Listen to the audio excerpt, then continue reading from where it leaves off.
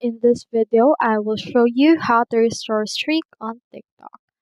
First things first, let's head over right here into your TikTok account. So go over right here into your TikTok, and once you have it, open it. And then from in there, make sure to go right here to your inbox. You can see in here your inbox and you can see the people that you actually talk with. So if you have those people right there and if you lost your streak, what you can do is you can just head over and restore it. According to this support article from TikTok, you can go to the chat that lost a streak, tap restore within the chat, and then tap restore option again in order to restore your streak. Now, if you're under 18 years old and you join a group chat, your message won't count toward unlocking or restoring the streak to this right way. So what you can do is you can only restore your streak within 48 hours after it ends.